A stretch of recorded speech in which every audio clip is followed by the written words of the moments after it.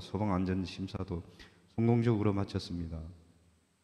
제공기관의 선정 여부가 결정되옵니다. 반드시 사업의 제공기관으로 선정되었기를 간절히 기도드립니다. 단위 세우신 이강평 담임 목사님, 영육관이 강건케 하시어 맡은 신사역 모두 잘 감당케 하시고 아버지. 말씀 전하실 때 모든 성도들 감동으로 큰 변화 이루게 하여 주시옵소서. 아멘.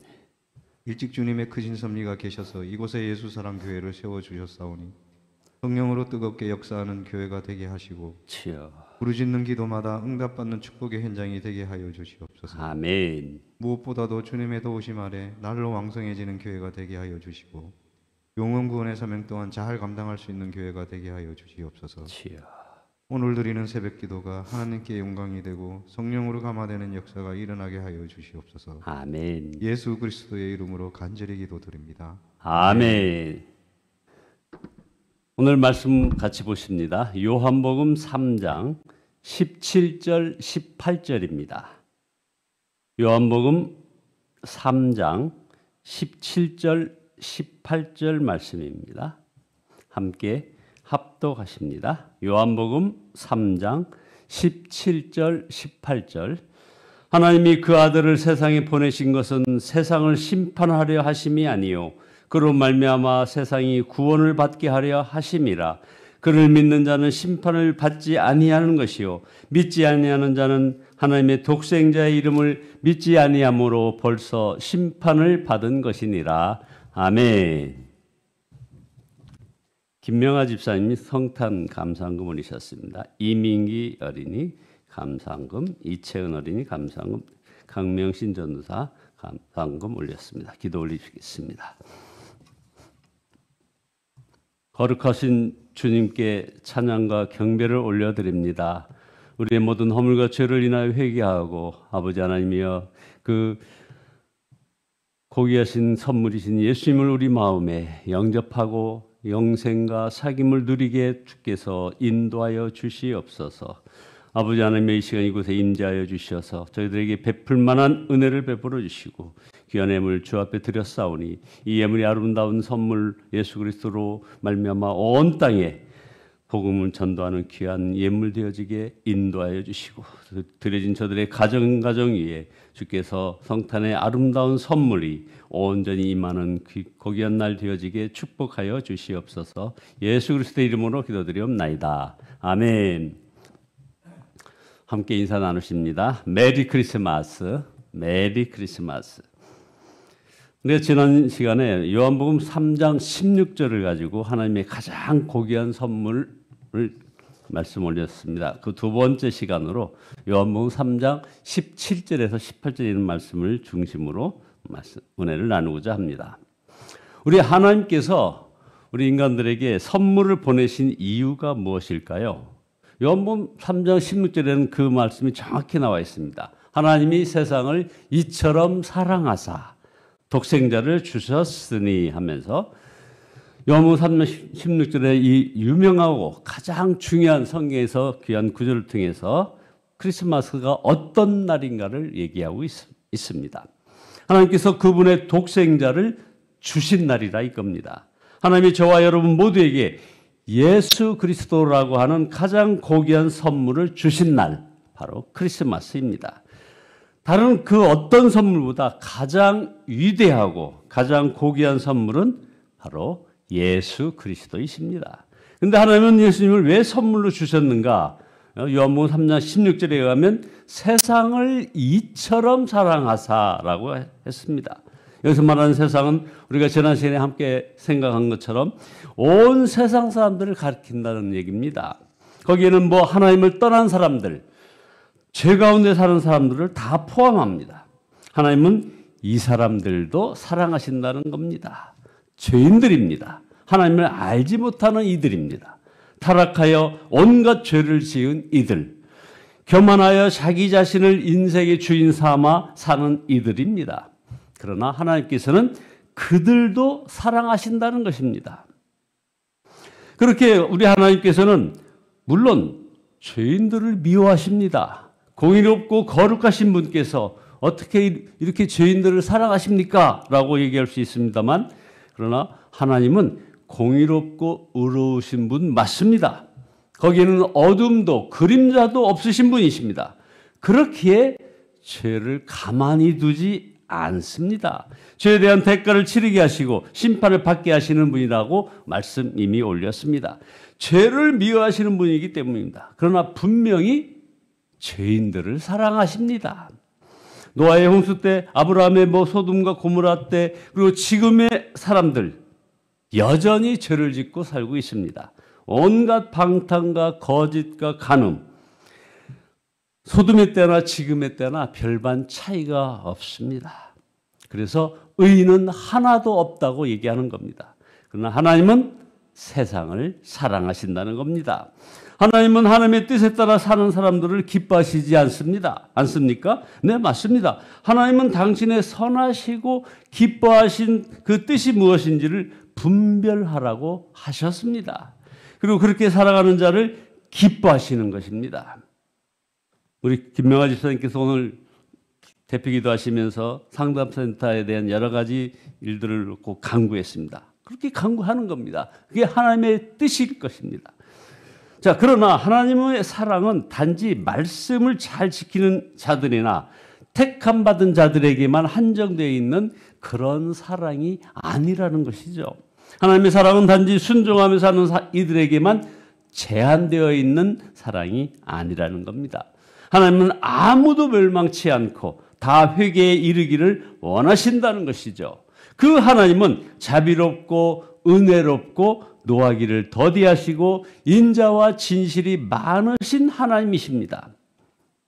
하나님은 죄를 당연히 미워하십니다. 그러나 동시에 죄인들을 사랑하신다는 얘기를 지금 하고 있는 것입니다. 여러분, 탕자를 한번 생각해 보십시오. 탕자가 죄인입니까? 아닙니까? 당연히 죄인이죠. 아버지가 아직 살아계신데 유산을 달라고 했던 배은망덕한 사람입니다. 아버지들은 빨리 죽으라고 말하는 것과 똑같은 것이죠. 결국 탕자는 집을 떠납니다. 집을 나가서 자기 멋대로 정욕을 쫓아 삽니다. 집에 돌아오기를 거부합니다. 자기가 자기 인생의 주인이 되어 살아가는 거죠. 그는 죄인입니다. 아주 악독한 죄인입니다. 죽어 마땅한 죄인입니다. 그러나 집을 떠났다고 해서 그의 아버지의 그 아들을 향한 사랑이 그친 적이 있습니까? 그 아들이 돌아오기만 바라고 원하는 하나님 아버지의 사랑이 단 하루라도 멈춘 적이 있습니까? 아버지는 그 아들이 자기를 버리고 떠났어도 또한 집에 돌아오기를 거부할 그 순간에도 여전히 아들이 돌아오기만을 간절히 바랐습니다. 아들이 집 밖에 있었고 아버지를 거부하고 있었고 여전히 하나님의 사랑은 단 한순간도 마른 적이 없었다는 겁니다. 그분의 사랑을 함부로 우리가 제한해서는 안 된다는 겁니다. 우리를 이처럼 사랑하셔서 나타난 결과가 하나님께서 예수 그리스도를 이 땅에 보내신 것입니다. 저와 여러분에게 선물로 보내신 것입니다. 또한 우리를 이처럼 사랑하셔서 나타난 결과가 바로 십자가입니다. 십자가 때문에 우리를 사랑하신 것이 아닙니다. 하나님이 진노하셔서 예수님을 죽게 하신 것이 물론 아닙니다. 하나님이 이처럼 저와 여러분과 같은 죄인들을 사랑하셔서 예수님을 보내신 것입니다. 예수님은 하나님의 사랑 때문에 오신 것이고 예수님은 하나님의 사랑 때문에 죽으신 것입니다. 하나님의 그 사랑의 대상과 범위는 우리의 상상을 초월을 합니다. 하나님의 저와 여러분을 향한 사랑은 그래서 추상적이거나 막연하지 않습니다. 아주 구체적으로 나타났습니다. 그분이 가장 고귀한 선물이요 가장 위대한 선물인 것입니다. 하나님이 우리를 이처럼 사랑하심이 선물을 주신 이유입니다. 그런데 만약 선물을 주시지 않으셨다면 저와 여러분들은 어떻게 되었을까요? 바로 멸망입니다. 지난 시간에 우리가 함께 생각해 봤습니다. 요한복음 3장 10절에 하나님께서 세상을 이처럼 사랑하셔서 외아들을 주셨다 했습니다. 이는 그를 믿는 자마다 어떻게 해요? 멸망하지 않고 영생을 얻게 하려 하는 것이라. 우리가 예수 그리스도라고는 가장 고귀한 선물을 받지 않으면 멸망당한다는 겁니다. 여기서 멸망하다라는 이 말은 자세히 연구한 것처럼 아폴루미라고 했습니다. 이 말은 아주 무서운 말이라고 이미 말씀 올렸습니다. 바로 이 아폴루미, 죽음, 파괴, 상실, 이 모든 것이 인간의 실존적인 위기였습니다. 하나님은 그런 저와 여러분을 멸망당하지 않고 죽고 파괴되고 잃어버리도록 그냥 놔둘 수도 있었습니다. 하나님을 떠난 자들, 죄 가운데 살며 하나님 밖에 살고 있는 사람들을 내버려 두실 수도 있었습니다. 그런데 그렇게 둘 수 없었다는 겁니다. 왜 그럴까요? 하나님은 저와 여러분을 사랑하시되 이처럼 사랑하셨기 때문입니다. 이처럼 이게 어떻게 해요? 하나님의 본체이시자 아들이신 독생자를 우리에게 주시기까지 말입니다. 이것이 그분이 오신 이유입니다. 이것이 하나님이 예수님을 보내신 이유입니다. 그리하여 죄를 회개하고 그분을 믿는 자마다 멸망치 않고 영생을 얻게 되는 것입니다. 영생은 영원한 생명입니다. 그래서 이 영생을 받은 자는 살아서도 주님과 교제하고 죽어서도 영원히 주님과 사귐을 누립니다. 영생은 인간의 노력이나 성취로 얻을 수 없음을 자명합니다. 이 영생은 그를 믿는 사람, 그분만 의지하는 사람이 받습니다. 오로지 예수 그리스도라고 하는 하나님이 주신 선물을 믿는 것이 영생을 누릴 유일한 길입니다. 자, 그러나 안타까운 것이 무엇인지 여러분 아십니까? 많은 이들이 우리에게 가장 고귀한 선물이 주어졌음을 제대로 모른다는 데 있습니다. 너무나 많은 이들이 예수님을 보고도 별다른 감동 없이 멍하니 있다는 것입니다. 더 나아가 아무런 반응이 없는 것이 아니라 예수 그리스도를 사람들이 거부한다는 데 있습니다. 왕이 왔지만 그의 백성이 왕을 영접하지 않았습니다. 오히려 멸시했습니다. 거부까지 했습니다. 이는 사람들이 자신이 지금 어떤 형편에 처해 있는지를 모르기 때문입니다. 하나님이 세상을 이처럼 사랑하신다는 의미는 그렇다고 해서 모든 사람이 저절로 다 구원받는다는 그런 보편 구원론을 뜻하는 것이 절대 아닌 것이죠. 그것은 성경적이지도 않습니다. 그게 바로 이단입니다. 하나님의 사랑을 받아들여야 하는 것입니다. 회개하고 예수님을 믿음으로 받아들여야 하는 것입니다. 그렇지 않으면 멸망입니다. 그래서 18절에 하나님이 보내신 선물을 받지 않는 이들은 이미 심판을 받은 것이라고 했던 것입니다. 예수님을 믿지 않는 것 자체가 이미 심판을 받은 것입니다. 왜 사람들이 하나님이 보내신 선물을 받지 않을까요? 왜 그들이 믿지 않을까요? 19절에 이유가 나옵니다. 그 정죄함은 이것이니 곧 빛이 세상에 왔으되 사람들이 자기 행위가 악함으로 빛보다 어두움을 더 사랑한 것이니라. 왜 믿지 않는가? 빛이 왔지만 죄를 더 사랑하고 어둠을 더 사랑했기 때문입니다. 그러므로 사람들이 심판을 받는 것, 결국 천국이 아니라 지옥에 가는 것은 하나님이 그들을 지옥에 보내는 것이 아닙니다. 그들이 좋아서 선택해서 사랑해서 드러난 일인 것입니다. 그 결과가 무엇인지도 모른 채 어둠을 더 사랑했기 때문입니다. 우리가 지금 무엇을 그토록 사랑하는지를 그래서 잘 살펴봐야 합니다.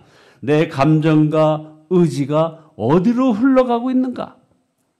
구원의 문제는 결국 사랑의 문제입니다. 빛이신 주님을 사랑하는가? 어둠을 더 사랑하는가? 더 성경적인가? 아니면 더 인간적인가? 이겁니다. 여러분, 회개하지 않고 이대로 가면 영원한 죽음입니다. 아폴루미, 즉 죽음과 파괴와 영원한 상실이라 이겁니다. 그러나 아직 늦지 않았습니다. 왜요? 하나님이 선물을 보내신 이유는 심판의 목적이 아니기 때문입니다. 그래서 요한복음 3장 17절에 하나님이 아들을 세상에 보내신 것은 세상을 심판하려는 것이 아니라 아들을 통하여 세상을 구원하려 하신 것이라. 하나님은 지금도 아들을 통하여 세상을 구원하기를 원하십니다. 여러분과 여러분의 자녀와 가족들 모두를 구원하기를 원하시는 것입니다. 우리들은 어떤 이런 말을 합니다. 제가 너무 큰 죄인이라서 이런 선물을 받을 자격이 없어요. 오히려 자신이 큰 죄임을 고백하는 것, 그것이야말로 비로소 그 가장 고귀한 선물을 받을 준비가 되어 있는 것입니다. 여러분, 그 선물 예수 그리스도를 받으셨습니까? 그리고 영생을 누리고 계십니까? 그렇다면 내가 받았는지 어떻게 알 수 있을까요? 영생, 곧 하나님의 생명이 있으면 사람이 바뀝니다. 한 여성이 아이만 잉태해도 신체의 변화가 오지 않습니까? 마찬가지로 영생이 주어지면 바뀌는 것입니다. 하나님을 사랑하게 됩니다. 죄를 이기게 됩니다. 환경 탓 이런 거 하지 않게 된 것이죠. 하나님을 알지 못하는 이들과 죄인을 향한 긍휼과 연민의 마음이 일어나는 것입니다. 그들에게 하나님의 선물을 전하고 싶은 열정이 일어나는 것입니다. 바로 그 사람이 하나님의 선물 예수 그리스도를 받은 자인 겁니다. 이런 예수 그리스도가 여러분에게 가장 고귀한 선물로 여러분 가정과 가문 위에 충만하시고, 그래서 여전히 세상에서 가장 고귀한 선물을 받지 않은 사람들에게 저와 여러분이 선물이 되시기를 바랍니다. 이 성탄의 놀라운 구원의 은총이 여러분의 가정과 삶에 충만하시기를 우리 구주 예수 그리스도의 이름으로 축원드립니다. 기도하시겠습니다. 할렐루야. 이 땅에 아기 예수 오신 크리스마스 주님을 찬양하고 주님께 영광을 올려드립니다. 회개합니다. 십자가 사랑 감사합니다. 이제 가장 고귀한 선물이신 예수님을 저희들 마음에 진정으로 영접하고 영생과 사귐을 누릴 수 있게 축복하여 주시옵소서. 또한 나 자신도 예수님을 알지 못하는 누군가에게 예수님을 전하는 고귀한 선물이 되어지게 축복하여 주시옵소서. 이제는 받기만 하는 삶에서 나눠주는 삶이 되게 해주시고 주는 삶이 되어지게 하시고 사랑의 삶이 되어지게 축복하여 주시옵소서. 그러나 궁극적인 선물이신 예수님을 전하는 아름다운 발걸음이 되어지게 인도하여 주시옵소서. 예수 그리스도의 이름으로 기도드리옵나이다. 아멘.